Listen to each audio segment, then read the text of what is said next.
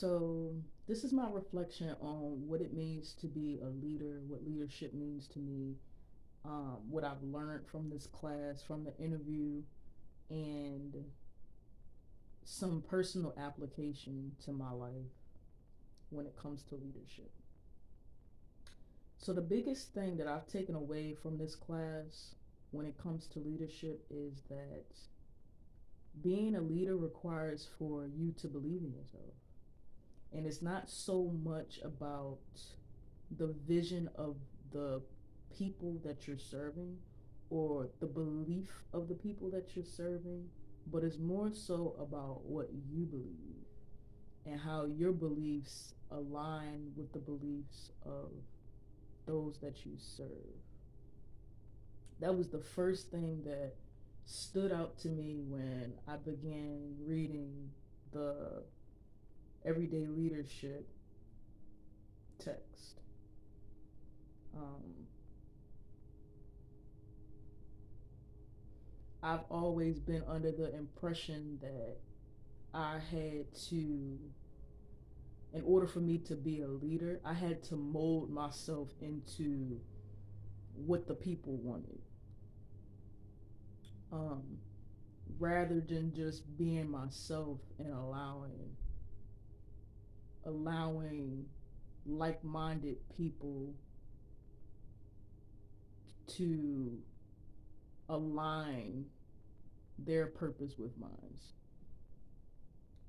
Um,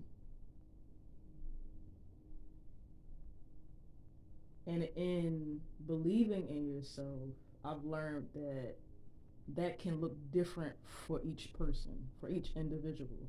So, like, for me, I've always been very sensitive, very emotional, um, very just different from a lot of people. um,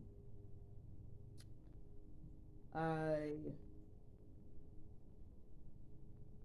I've endured a lot of hardships and I've overcame a lot and I have a resilience about me, but I'm not like I've never normally like people that are like overcomers or people that are like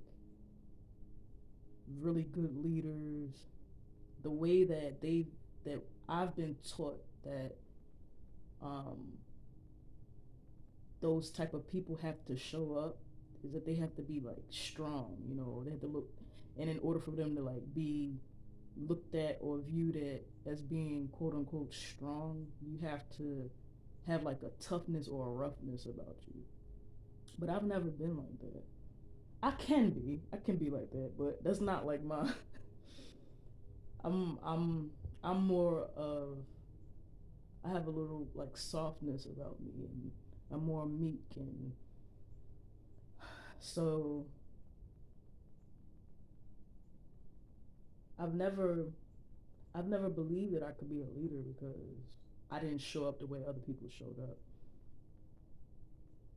But as I sat and I reflected on what a leader means and how um, a leader believes in him or herself, um, first I asked myself, has there been a time in my life where I was a leader? Then I asked myself, was there a time in my life where I believed in myself? And I sat and I thought about when I was a child and I had a vision of myself as a child and I began to have flashbacks and memories of my childhood and told myself, well, yeah, you have been a leader. Um, and I learned from the Christian character index that I've been this good leader because I have a compassion for the poor and the needy. I have always loved myself as my neighbors, or I've loved my neighbors as I love myself, and I've always lived my life for God. Like I've always had this childlike innocence and faith about me. Um, and I've been able to empathize and connect with others um, because I've been able to walk in their shoes through these experiences that I've had. And that's all I've needed to be a leader, quote unquote. I always thought that I had to have my life together, you know. Um, but all I've had to have was faith. And so when I interviewed Joshua, that was one of the things that he taught me as well. And he reminded me of is that all you really need to be a leader is the faith to begin, the faith to start, um, and that belief in yourself and in God. And Joshua has reminded me of, you know, my youthfulness and that childlike faith and bravery because he is, you know, my age.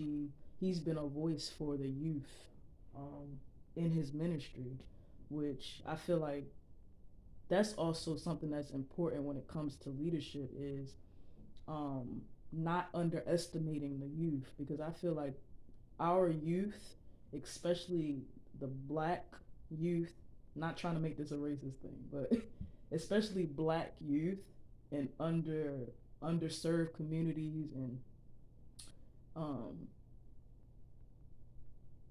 we are the leaders. We are the foundations for a lot of the things to come and for a lot of things that um,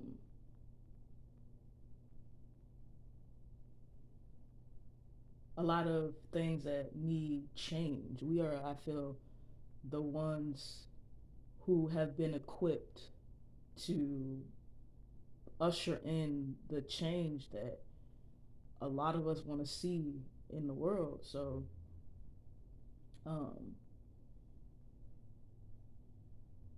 and I'm not mistaken. I do believe there's a verse in the Bible that says, "Don't underestimate the youth." So, um,